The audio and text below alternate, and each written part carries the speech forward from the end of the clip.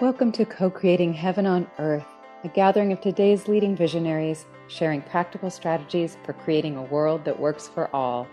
Share this powerful event with your friends and family, and join our conversation on Facebook at The Shift Network. And now your host, Stephen Dinan. Well, greetings, everyone, and welcome to the next session of the Co-Creating Heaven on Earth Summit. My name is Stephen Dinan, and I'm thrilled to put you into deeper connection, relationship with a remarkable woman in this next half hour or so.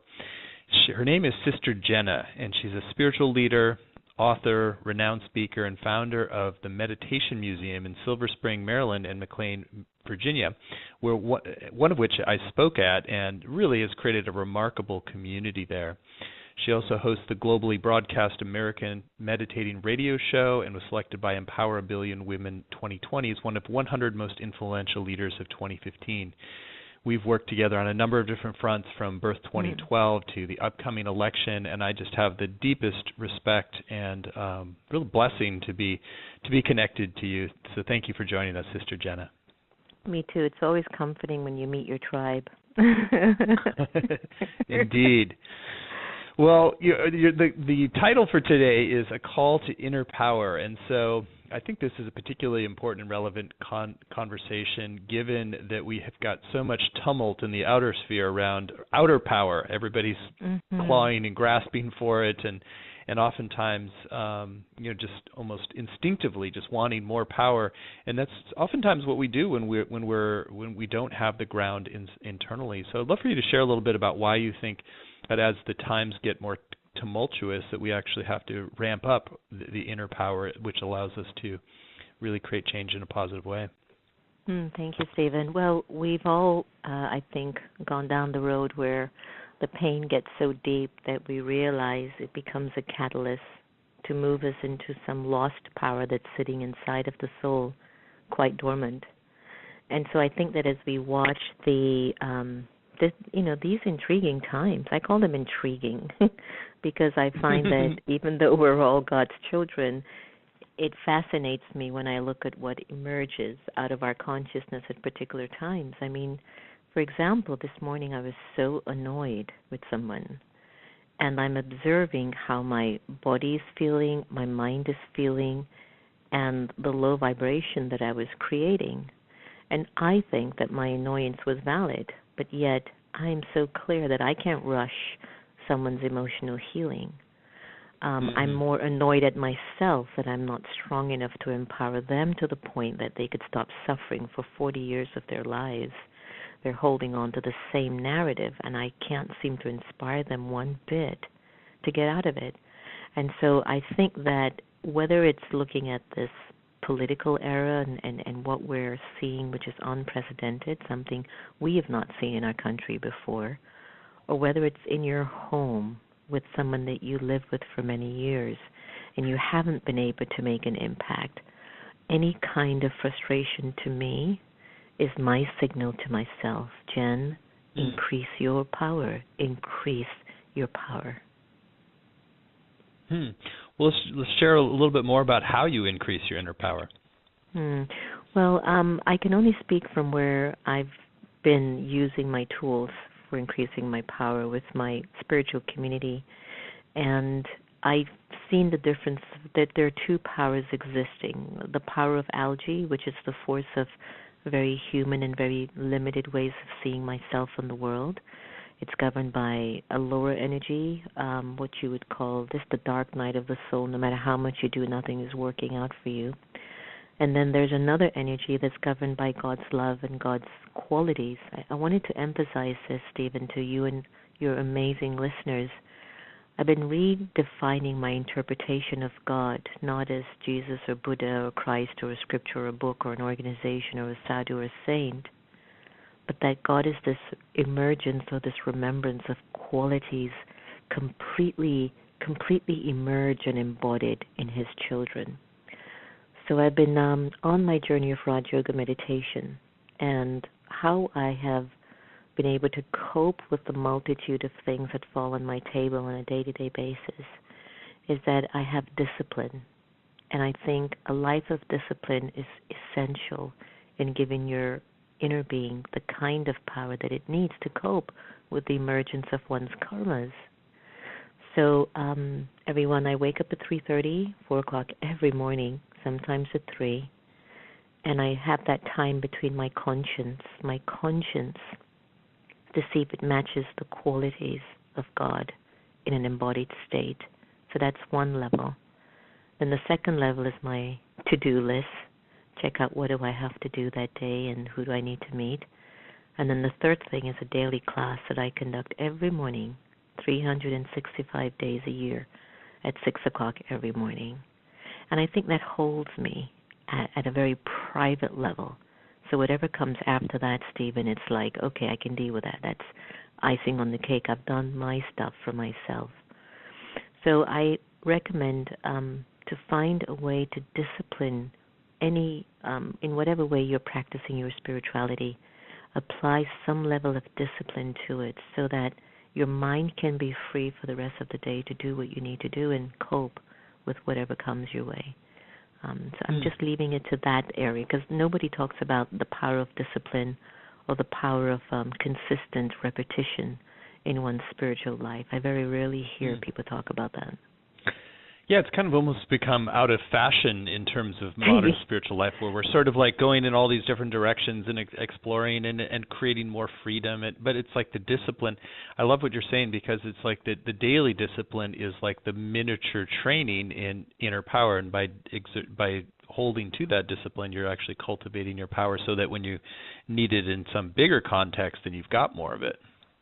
I think so, and I used to get some flack from people because I'm pure vegetarian, and what that means, that doesn't mean that there's an impure vegetarian out there, but what it means is that I also don't eat garlic or onions or eggs. I don't drink. I don't do any of those things, and so I could be at Oprah's house for dinner, Whoopi Goldberg's house for dinner, which I've been, and in advance I let them know I can't do meat and I can't do garlic and onions, and it's so beautiful to see that you have a special plate with your greens, cooked with love, prepared with love. And so sometimes we feel that even our discipline or the way that we live our lives could be offensive to others, but it just might be an inspiration to others. Maybe a little extra work, but it might inspire someone to even go vegetarian for a day or two if they're not. I'd love for you to share a little bit more about the connection there. I'm also a vegetarian. I'm not as pure in certain ways because there are times that I've broken it. But I've mostly been a vegetarian for about 25 years or so. So I'd love for you to share a little bit about that as an actual a spiritual discipline that's part of creating a better world too. Yeah, I was. Where was I just recently? I think I was in Texas of all places. Hardest place to find vegetarian food, by the way. Oh, yeah. And, oh, my goodness. And I was with all these people in studio, and everyone knew I was vegetarian, and they all looked at me like, I'm very sorry, Sister Jenna, we just can't give up beef. And I just said, that's fine, then don't. But when you get a chance, please do watch one of those videos and what they do with the beef that you're putting in your stomach. Just FYI. I'm not trying to change you, but just that when you have more knowledge, it gives you power. I think that when it comes on to our diet, it's a step towards gaining your inner power. This conversation is about how to accumulate more inner power. If you're putting in your body food that doesn't have the vibration of fear or anger or violence or sorrow or suffering, then you're adding to your vibration of inner power. You're adding to your vibration of peace, and you're saving another soul. We have a beautiful pet puppy called Happy. And I always tell folks, would you cook her? Would you really cook her and put her on your plate? And they're, that's different, Sister Jenna. That's a dog. It's the soul. It's the soul. So I think it's just our understanding. So I feel, everyone, that when you think about, the quality of food that you put in your body, that's one. The mental state that you eat your food with, that's two. And the mental state that your food was cooked in is three. All adds to your inner power or lack thereof. That's a great explanation. I really appreciate your attention to that area too. One thing I notice also, there's a way in which you show up. You're very precise with your words and your presence. It's like there's a kind of a even cadence, and there's a discipline about how you communicate too. And that I'd love for you to share a little bit about that. So bringing full consciousness into how we show up and how we communicate.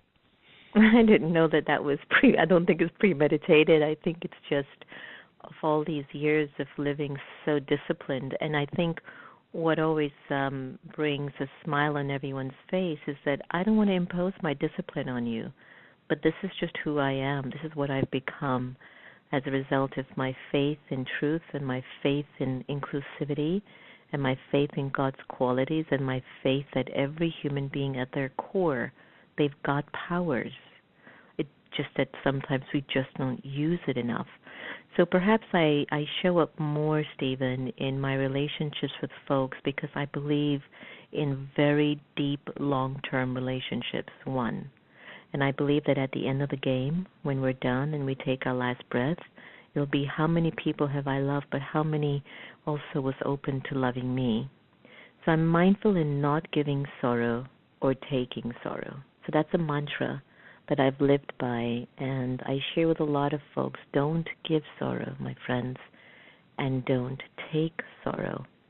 At the base of everyone, there are sensitivities, and so I don't want to touch those, but I do want to be able to recognize that what I say and what I do does have an impact on others, and so I want to donate that which is good or beneficial for others. Yeah. Well, let's bring this out of the personal arena and into the political. One of the things that's been most inspiring to me about your work is to bridge this deep inner work into a different way of engaging our politics. I mean, you've done that with Meditate the Vote, and you've also been doing that with interviewing people who are political leaders about their inner spiritual life and what sustains them and what fuels them. And I think that there's something that's very beautiful that comes out of that. Since we're in this season which has been so tumultuous, I'd love to just get your perspective on how do we elevate our politics. You know, whenever I go to the White House, I was there last night, and I sit into these rooms and I hear how much is on the agenda. I mean, this country has so much work to do, as I tweeted this morning. There's a lot on our plate, and I'm observing everyone in the room, Stephen, all incredibly invested people in their work, their field, what they want out of the country or to the country or for the country. And there's also something that I've observed as well, and I've been there too. There's a kind of a mental or spiritual exhaustion. And I'm observing a lot of folks pushing themselves mentally and emotionally to get these external things achieved in life. And every time I observe these scenes, I say to myself and to God, who I call Baba, I say, Baba, what is the missing piece here? I mean, we're all qualified. I know that 1 and 1 is 2. And Baba will always come back and say to me, but as you're thinking 1 and 1 is 2, where are you rooted? Where are your intentions? Where are you? And that's the only difference, child, that everyone's missing. Get my children to connect to their virtues so that they can get their work done and still feel accomplished at the end of the day. And so I go back to how do we incorporate virtuosity? I don't know if you remembered President Obama's first inauguration, and the next day in the Washington Post there was a mention of his speech being a speech of virtuosity. And it was sort of deemed a little bit idealistic. And I said, idealism, live on. Because if you think being naturally pure and peaceful and kind and understanding as you shape your policies, as you look at what's beneficial for your constituents, as you look at how to lead a country, then we're heading towards self-destruction. If that energy isn't there, there is no sustainable energy left. Because these pure vibrations in your spirit, this is your fuel.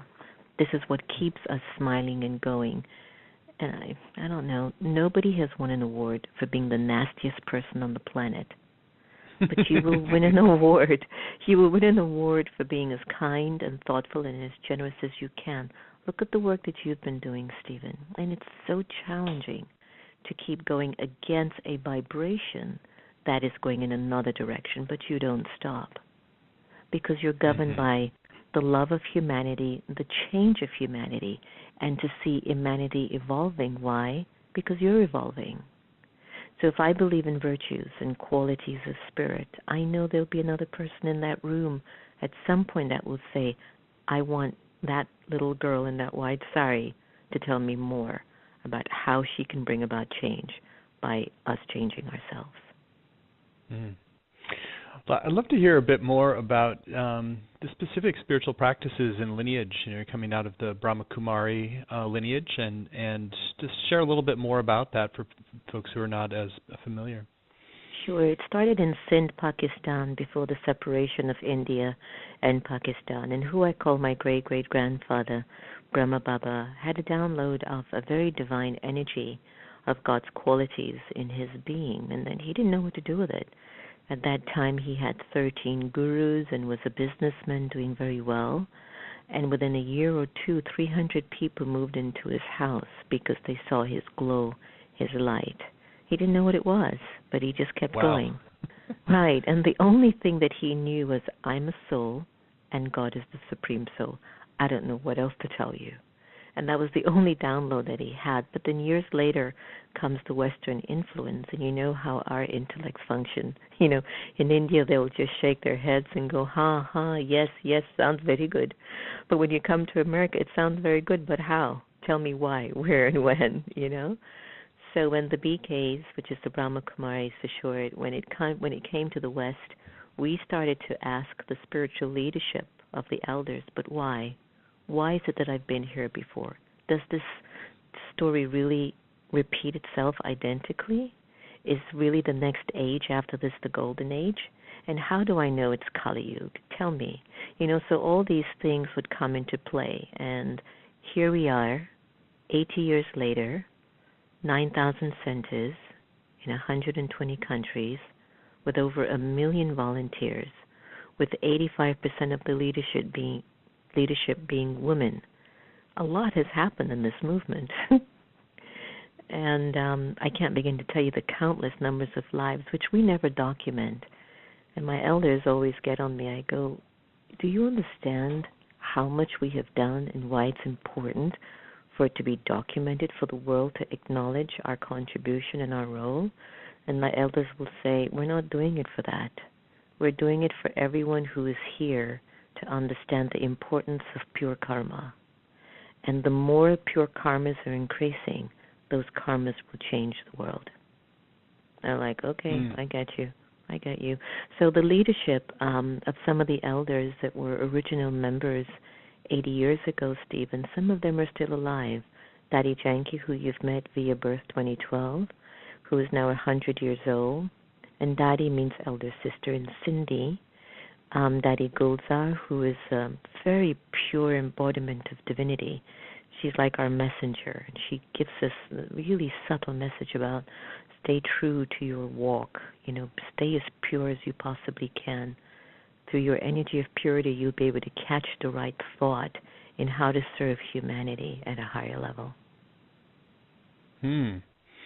Well, I'd love to share a little bit about the practices themselves, too, at least as much as you're able to. Well, the only practice we have is the teaching called Raj Yoga meditation. And it's based on a inner philosophy and universal laws. And there's a daily timetable that all the students practice who are committed members. One is what I mentioned earlier. 3:30, 4 o'clock is your early morning rise. In Hindi, it's called Brahma Muhurat, which means whatever you wish, wake up early in the morning and stay consistent on that aim, and it will come true.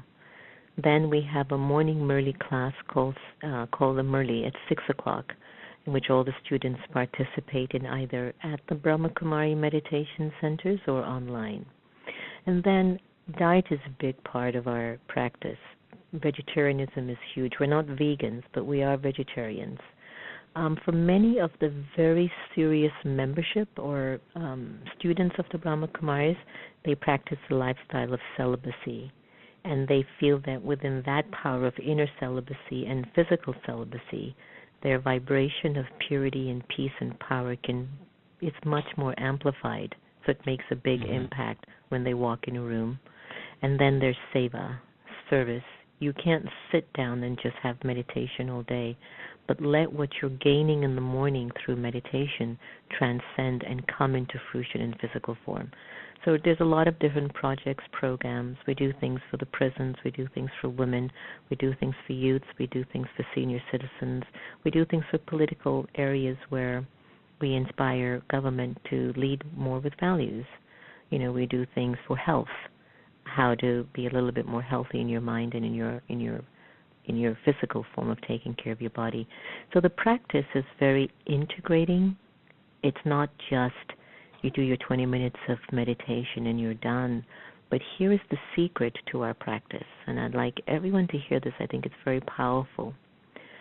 In between our timetable of all of our to-dos, we pay attention to what we're particularly doing when we get up from a meeting, walk from one room to another. If you have to leave your cubicle to go to the bathroom, if you leave your house and go to your car, if you're in your car driving, those windows of your thoughts or your processing, that's where you're either losing power or you have an opportunity of gaining because you're off guard. So that's where we spend a lot of our attention, to pay attention to what we're thinking and how we're thinking when we're off guard, walking and moving around. So those little parts there, it's what's really important. So you're really spending it turns the entire day into part of your spiritual practice, which is really great. Yeah, you have to, because what's interesting is that you're having a relationship with yourself, with God, and with others. So when you're having a relationship with these three dimensions, then there's a give and take. But a lot of us have forgotten that we also have a relationship with time. And if I use my time in a worthwhile way, then time will also help me when I'm in need. Beautiful. Well, let's circle back to the whole political conversation and really, since we're talking about co-creating heaven on earth, I think that you've really done a great job of talking about the power of inner discipline and these different practices on the inner level. And so, what would you see moving forward? Of like, how do we begin to really create a more of a mass movement that shifts things? Maybe you can talk about meditate the vote and some other things that help to uplift the energy. You know, I think we're going to just naturally be pushed there. I don't even know if there's any one particular thing. Last night when I went to the White House, I was a little bit flustered because I wanted to take a copy of your book. And I told Antonia, "Where's the book?" She goes, "Oh, I forgot it." "Antonia, we need to get that book in there." But I think that it's through methods like your book, Sacred America, Sacred World. I think it's through initiatives such as Meditate the Vote that basically engages participants in questions, like raise the right questions so that you can have the right answers. I think it has a lot to do in your hellos. When you say hello to someone, that you're not being critical or judgmental at that very millimeter of a second. It so much adds to the intentionality of what's going to emerge in the relationship between you and that person. How many times have you and I met, and you and I both know that little moment of meeting at a pure level with just Om Shanti really makes me feel that I can trust this space and I can trust where I'm going to come from with this person, because I've come from that pure place in my hello. So whether it's a project, anyone, whether it's filming politicians on the Hill and asking them what's their interpretation of God or what's their understanding of consciousness, soul talk, which I'm trying to get out there on the network, or whether it is helping these candidates that are running.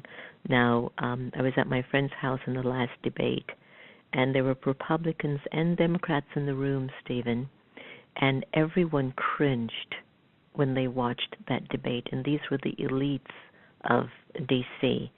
And at the end of the night, people left feeling exhausted, you know. And then it was terrible to watch. Exactly, and then you realize that there's such a need to change the dialogue and to change the conversation and to elevate it and recognize that I think personally that my brother, and he is your brother, Donald Trump, is in a lot of emotional pain. There's something that is a need for care, direction, love, understanding, wisdom, and spirituality. And I would also say that for Hillary, there's also a need for even the same, perhaps, love and care and softness and to trust and to let go and know that it's all going to fall into place, but yet do your needful. So I find that if anyone who's on this conversation is involved with anything positive or can do something that shifts this negative habit that we have of communicating with each other, then they're doing something in order to create a golden world, a golden aged world, or they're creating more inner power. Anything positive is going to contribute to inner power and a golden age. Well, it all comes back to our daily disciplines and the amount of consciousness that we attend to, like what we put in our bodies, how we speak, how we design our days. I think it's very inspiring to reclaim the power of discipline as a force that allows us to change the world. It kind of makes me think of Gandhi as well. He required his satyagrahas to be quite advanced on their spiritual work before they were even allowed to be frontline change agents. Correct.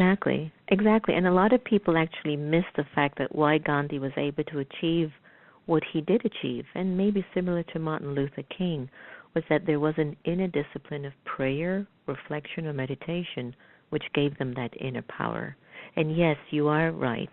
It does go back to this inner discipline, because I don't know what I would be today if I wasn't rooted in such a strength within my character and sense of self, when we deal with just all the stuff that's going on in and around our world. So yeah. Beautiful. We just have a few minutes left. Anything that feels like you've been wanting to share about in terms of our call to inner power that we haven't gotten to cover? I'm still trying to decode what we're witnessing. I mean, I can ping it all I want. Oh, it's the vices in these people. It's the time where we're being signaled consciously the world is in a mess, blah, blah, blah, blah, blah. But I'm still trying to decode it, Stephen, deeply. And what I feel almost as if, as the pain gets inextricably more intense, we've got to end up in the heart of God. I don't know where else there is to go. And when I talk about God, it's not a religious God for me. It's a God that's so filled with the vibration of that innocence of a baby. That's what God is to me. That vibration you get when a brand new baby is born. And if, as adults, if we can live from that pure place of intention. And I feel that as it gets so gross and so dark and so negative and so adulterated, we might start to wake up to realize that purity is one of the missing virtues in the narrative of this time. And maybe we're being called to rekindle and remember our own personal purity of soul, purity of spirit. And that will come when the soul starts to experience love from God again, that it can start to trust itself and trust humanity. So that's where I am right now, but I'm still just observing it because I think there's subtle intricacies involved. And I'm still wanting to understand for myself when I'm in a space that I'm so dark or I don't understand why I was so frustrated with someone who I know cannot force their change, that what happens in my spirit at that time where all my knowledge flies out of my consciousness. I'm trying to research that. And when I find the answer, can we have another call? Absolutely. Well, we'll have to have another call anyway because we've got lots of great stuff that we're cooking up. And so, beautiful, Sister Jenna, I feel like you are such a blessing, and I really feel like you have important wisdom for our time. So thank you for helping us see how to bridge the inner power with the power to shift larger systems in a really beautiful way today.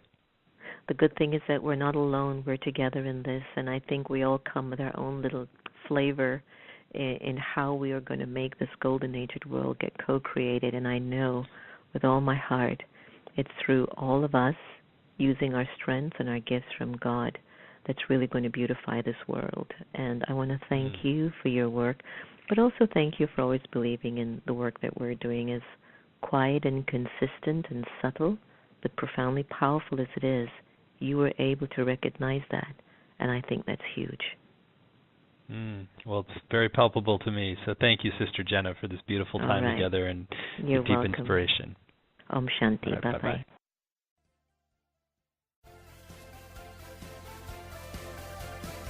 Thank you for joining us for Co-Creating Heaven on Earth, brought to you by the Shift Network. To add this powerful collection of teachings to your personal library, visit heavenonearthsummit.com and click Upgrade. To learn more about our global community of people awakening to their divine humanity and taking inspired action, visit theshiftnetwork.com. We're grateful for your support and for sharing this life-changing information with your friends and family.